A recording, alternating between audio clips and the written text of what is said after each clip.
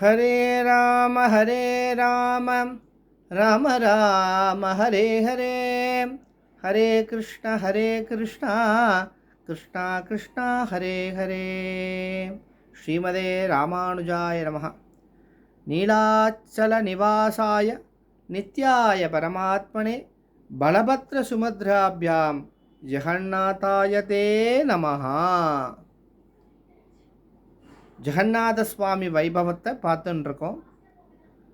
அந்த காட்டுவாசியை திருமணம் பண்ணின அந்த பையன், குருவுடைய பையன், அந்த நீலமாதவனை எடுத்துட்டு போவதற்காக அந்த இடத்துக்கு வரும் பொழுது அந்த இடமே மாறி பிரளயமாகி மணல் மேடாக மாறிடுத்து அப்படின்ற வரைக்கும் பார்த்தோம்.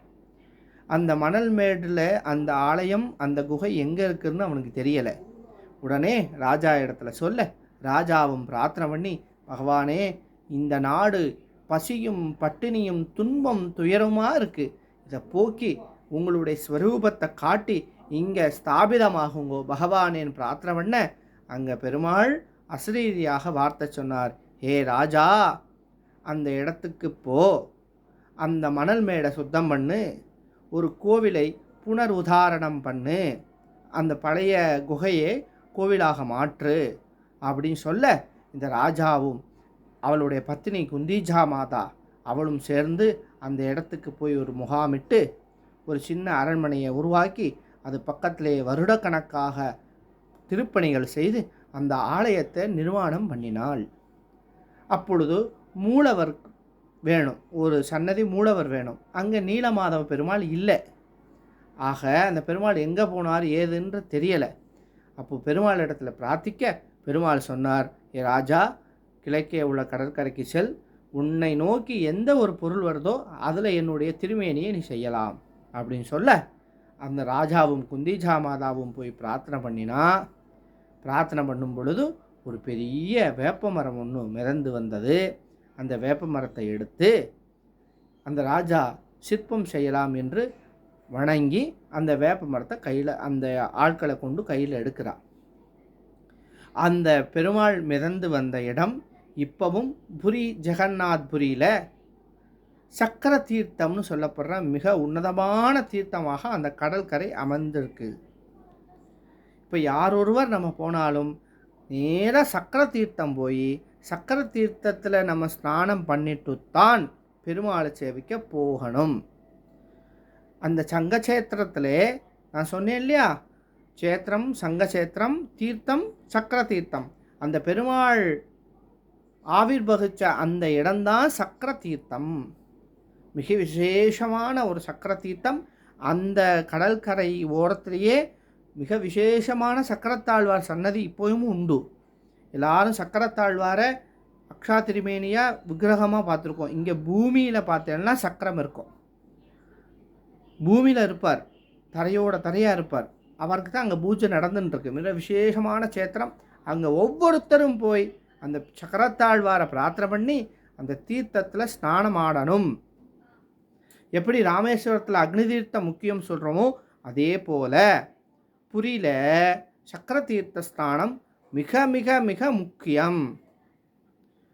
ஆக சக்கர தீர்த்தத்தை தேடி போய் தான் சேவிக்கணும். ஏன்னா கோவில் பக்கத்தில் கிடையாது. கோவிலிருந்து 6 கிலோமீட்டர் தள்ளி வரணும் சக்கர தீர்த்தத்துக்கு. கோவில் பக்கத்துலேயும் கடல் உண்டு, ஒரு 3 கிலோமீட்டரில் கடல் உண்டு. ஆனால் அது சக்கர தீர்த்தம் அல்ல. சக்கர தீர்த்தம் சொல்லி விசாரித்து அங்கே போகணும். ஆக இந்த பெருமாள் வந்த இடமே சக்கர தீர்த்தம். ஆக இந்த மரத்தில் பெருமாளுடைய உருவத்தை பண்ணணும், அதாவது அக்ஷா திருமேனியை பண்ணணும். யாரை வச்சு பண்ணுறதுன்னு யோசிக்கிறா. அப்பொழுது மேலோகத்திலிருந்து தேவசிற்பியானவர் வரார். அந்த தேவசிற்பி வந்து சொல்கிறார், ஏ மகாராஜா, 9 நாட்கள் நான் இந்த சிலையை வடிப்பேன், கதவு சாத்தியிருக்கும், யாரும் இதை திறக்கக்கூடாதுன்னு சொல்ல, அவர் உத்தரவுப்படி ஒரு அறைக்குள்ளே அவரையும் இந்த வேப்ப மரத்தையும் வச்சுட்டு கதவை சாத்திடுறார். நித்தியப்படி சத்தம் கேட்டுண்டே இருக்குது, உளி சத்தம் கேட்டுண்டே இருக்கு. ஒரு 3 நாள் 4 நாட்கள் போக அந்த உளி சத்தம் நின்று விட்டது, நின்று போயிடுது. நின்று போன உடனே இந்த குந்திஜா மாதாவுக்கு ரொம்ப கவலை. ஐயோ சுவாமி, என்ன ஆயிடுத்துன்னு தெரியலையே, மூலி சத்தம் நின்றுடுத்து. போனவரோ வயதானவர். அவளுக்கு அதாவது சாப்பாடு கூட கொடுக்க முடியலை, உணவு கொடுக்க முடியலை. இது என்ன பண்ணுறாரோ தெரியல, ஒருவேளை மயங்கி விழுந்துட்டாரா என்னான்னு பாருங்கோ அப்படின்னு சொல்ல, ராஜா வேண்டாம், அவர் சொன்ன 9 நாள் முடியட்டும் சொல்ல, இப்போ கேட்காம இந்த குந்திஜா மாதா தன்னுடைய திருக்கரங்களாலே அந்த கதவை திறக்கிறா. திறந்த உடனே பார்த்தா அங்கே நின்றுருந்த அந்த தேவசிற்பி மறைஞ்சு போயிட்டார். சுவாமியோட உருவம் அறகுறையாக, பூர்த்தி ஆகாதாக அப்படியே நின்றது. ஒரு பக்கம் பலபத்திரரும், நடுவில் சுமித்ரையும், இந்த பக்கம் ஜெகநாதருமாக வளர்ச்சியில்லாத ஒரு உருவமாக அப்படியே நிப்பாட்டிட்டா. ராஜாவுக்கோ வருத்தம், என்ன பண்ணிட்ட நீ, இப்படி ஒரு அபசாரம் பண்ணிட்டேயே, பெருமாளுடைய திருமேனி இப்படி இருக்கே, அறகுறையாக இருக்கே, பெருமாளுடைய திருமேனி இப்படி இருந்து நான் பார்த்ததில்லையே, அழகுன்னு ஸ்வரூபம் சுந்தரராஜன் அல்லவா, அந்த சுந்தரராஜனை இப்படி பண்ணிட்டேயே, உன்னால தானே இப்படி ஆச்சுன்னு சொல்லி கதற. இந்த ராணிக்கு என்ன சொல்கிறதுனே தெரியாமல் ராணி அதை விட அலறா. தன் குழந்தைகளுடைய நிலைமை இப்படி இருந்தால் எப்படி இருக்குமோ அதை பதப்பதத்து அலறா. பகவானே, நான் என்ன பாவம் பண்ணினேன், என் கையால் இப்படி ஆயிடுத்தே, எனக்காக இப்படி என்ன ஏன் வருத்தி இப்படி பண்ணிட்டேயே பகவானே, நான் என்ன அபசாரம் பண்ணினேன்னு கேட்குறா. அப்போது அங்கே ஒரு அசரீரி உருவாகிறது. ஏ மகாராஜா, ஏ குந்திஜா மகாராணி, கவலைப்படாதீங்கோ, இந்த உருவம் மிக உன்னதமான உருவம். ஒரு தடவை ஒரு கதை சொன்னேன், ஞாபகம் இருக்கா? இந்த நாரதர் பார்த்தாரே, உருகி போய் நின்ன விக்கிரகத்தை பார்த்து, அந்த கிருஷ்ணனை பார்த்து, பகவானே இதே போல் பூமியில் ஸ்தாபிதமாகணும்னு சொன்னாரே, அந்த நாரதர் வாக்குக்காக தான் இப்படி இருந்ததாகவும், உன் கையாலே நான் உருவானதாகவும் குந்திஜா மாதாவை தன்னுடைய அம்மாவாக பாவனை பண்ணினார் பெருமாள். பெருமாள் சொல்கிறார், ஏ குந்திஜா மாதா, உன்னாலே எனக்கு உருவம் கிடைத்தது, ஆகையாலே நீ இந்த ஜெகநாதருக்கு அம்மாவும் அப்பாவும் நீங்கள் தான் அப்படின்னு சொல்லி இந்திரத்யும்ன மகாராஜாவையும் குந்திஜா மாதாவையும் பகவான் சொல்ல, இந்த விக்கிரகத்தை எடுத்துட்டு போய் அந்த கோவிலில் பிரதிஷ்டை பண்ணுறா. இதுவே பூரி ஜெகநாதருடைய திருமேனி ரகசியம். மிக உன்னதமான ஒரு கருணை இல்லையா பெருமாளுக்கு? இன்னமும் பார்த்தேன்னா, ஒவ்வொரு திதி வரும் பொழுது அந்த குந்திஜா மாதாவுக்கும் இந்திரத்யும்ன மகாராஜாவுக்கும் யசோதைக்கும் நந்தகோபாலனுக்கும் சுவாமி ஆடி அமாவாசை அன்று நரேந்திர புஷ்கரணின்னு சொல்லக்கூடிய இடத்துக்கு வந்து இன்னமும் பித்ருகாரியம் பண்ணிட்டுருக்கார். எவ்வளோ பெரிய விஷயம்! பகவானே சிரார்த்தம் பண்ணுற ஒரே கோவில். இங்கே தமிழ்நாட்டிலையும் ஒரு இடத்துல கயா மாதிரி பெருமாள் ஒருத்தருக்காக பண்ணியதாக ஒரு ஐதீகம் உண்டு. அதே போல் அங்கே பகவான் ஸ்ரீ கிருஷ்ணர் தன்னுடைய தாய் தகப்பனார் யசோதை, ரோஹிணி மாதா, இந்த ராஜாவுக்கும் ராணிக்குமே சிரார்த்தம் பண்ணுறார். இப்போவும் நடக்கிறது பாருங்கோ. சுவாமியே சிரார்த்தம் பண்ணும் பொழுது நம்மளாம் எங்கே? ஆக சிரார்த்தம் ரொம்ப முக்கியம். நான் அடுத்து சொல்கிறேன். அப்போது அப்பேற்பட்ட அக்ஷா திருமேனி அந்த உருவம் வர்றதுக்கு காரணம் குந்திஜா மாதா. இன்னமும் குந்திஜா பவன் அப்படின்னு சொல்லிட்டு ஒரு இடம் இருக்குது. இந்த அவர்கிட்ட போய் அந்த குந்திஜா மாதா கேட்குறா ஜெகநாதர்கிட்ட, ஏ ஜெகநாதா, என்னை விட்டுட்டு போறியே, ஏன்னா பெருமாளை அழைச்சிட்டு போய் அங்கே பிரதிஷ்டை பண்ண போகிறான். அப்போது என்னிடத்துக்கு நீ வரமாட்டியா அப்படின்னு கேட்கும் பொழுது பெருமாள் சொல்கிறார், ஜெகநாதன் சொல்கிறார், ஏ மாதா, உன்னை தேடி வருஷம் வருஷம் நான் வருவேன் அப்படின்னு சொல்ல, போ ஜெகநாதா, உற்சவரா ஒன்று வச்சிருப்பா, அவரை தான் அழைச்சிட்டு வருவா, நீ எப்படி வருவே? மூலவரை எந்த காலத்துலையாவது கொண்டு வருவாளா அப்படின்னு கேட்க, இப்போ பெருமாள் சொன்னார், கவலைப்படாதே, உன்னை தேடி வருடம் வருடம் நானே வருவேன், இந்த திருமேனியோடே வருவேன் அப்படின்னு சொல்லி வாக்கு தரார். அந்த வாக்கை காப்பாற்றுறதுக்குத்தான் இந்த ரத யாத்திரையே நடக்கிறது. பூரி ஜெகநாதர் தன்னுடைய ஆஸ்தானத்தை விட்டு மூலவரே ரதத்தில் ஏறி ரதத்திலிருந்து 3 கிலோமீட்டர் வந்து இந்த குந்திஜா பவனத்தில் வந்து ஒரு 9 நாள் தங்குவார். இதைத்தான் ரத யாத்திரைன்னு சொல்கிறா. சுவாமி வருடம் வருடம் தன் மாதாவை பார்க்கறதுக்காக அவளுக்கு அனுகிரகம் பண்ண அங்கே இருந்து அப்படியே ரதத்தில் வரார். அதுவே ரத யாத்திரை. இந்த குந்திஜா மாதாவை பார்க்கறதுக்காகவே பெருமாள் வர்றதுக்காக இது ரத யாத்திரை நடக்கிறது. இதைத்தான் பார்த்துருப்பேன். அப்போ அவர் மட்டும் இல்லை, அவரோட சேர்த்தி பலராமர், சுமத்ரை, இவர் சக்கரத்தாழ்வாரும் சேர்ந்து வருவர்.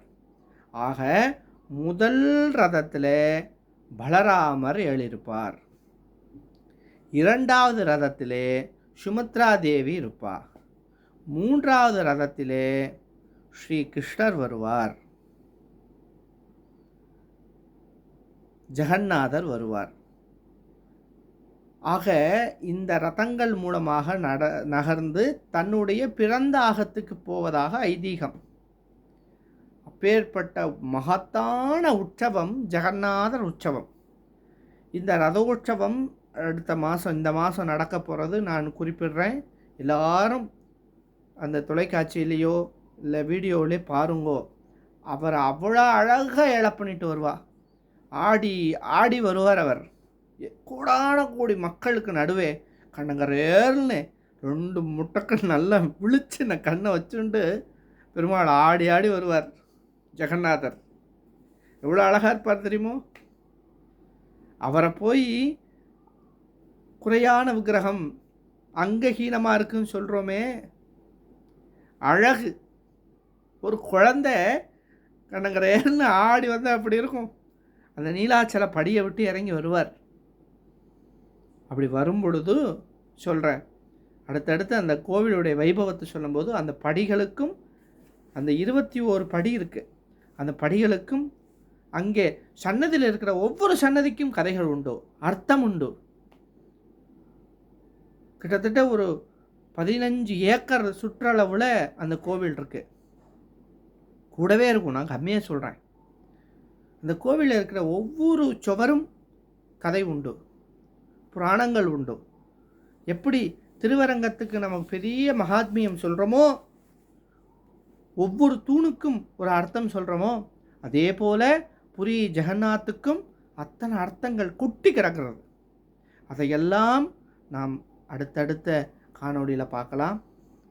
ஆக ஜெகநாதர் எப்படி வந்தார், அவருடைய திருமேனி ஏன் இப்படி இருக்குன்ற வரைக்கும் நம்ம பார்த்துருக்கோம்.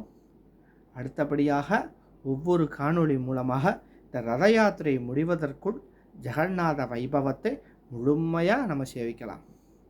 ஆக ஜெகநாதர்கிட்ட பிரார்த்தனை பண்ணுங்கோ, ஏ சுவாமி, நானும் இந்த சரீரத்தோட இந்த கண்களோட உன்னை வந்து சேவிக்கணும். ஏ ஜெகநாதா அனுகிரகம் பண்ணும் அப்படின்னு ஒவ்வொருத்தரும் பிரார்த்தனை பண்ணுங்கோ. அவனை சேவிக்கணும்னு அவனிடத்தில் பிரார்த்தனை பண்ணுங்கோ. நீங்கள் ஒரு தடவை நினைங்கோ, அவன் கூட்டிட்டு போயிடுவான்.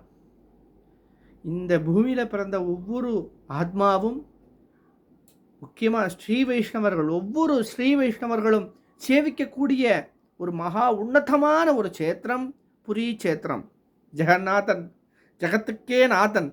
அந்த ஜெகநாதனை சேவிங்கோ. ஜெகநாதனுடைய திருவடியை பிடிங்கோ, அவன் உங்களுக்கு அனுகிரகம் பண்ணுவான். ஆகையால் இந்த காணொளி மூலமாக பிரார்த்திக்கிறேன். நானும் அந்த ஜெகநாதன் இடத்துல பிரார்த்தனை பண்ணுறேன். எல்லாரையும் உன்னுடைய தரிசனத்துக்கு அனுகிரகம் பண்ணணும் பகவானே அப்படின்னு சொல்லி பிரார்த்திக்கிறேன். ஆக அடுத்தடுத்து நம் ஜெகநாத வைபவத்தை காணலாம். நீலாச்சல நிவாசாய நித்யாய பரமாத்மனே பலபத்ர சுமத்ராப்யாம் ஜெகநாதாய மங்களம். ஜெய் ஜெகநாத். ஸ்ரீமதே ராமானுஜாய நமஹ.